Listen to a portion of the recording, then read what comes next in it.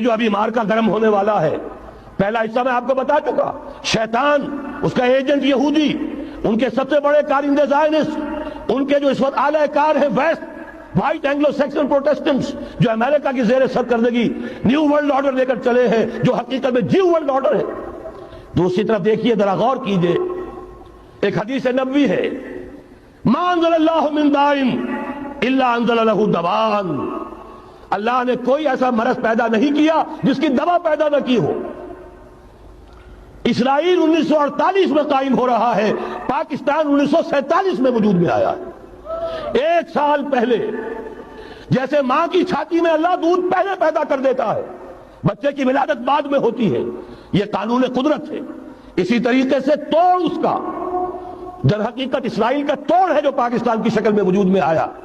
یہ دوسری بات ہے کہ ہم بھٹک گئے، منزل کا سراغ بھول گئے، ہم آ کر دولت کے پھندوں میں، اور سب سے بڑھ کر یہ کہ جو متروکہ جائیداد کے لالچ، ہم اس میں پڑ گئے، بھول گئے یہ پاکستان کس لیے بنایا تھا، بھٹک گئے۔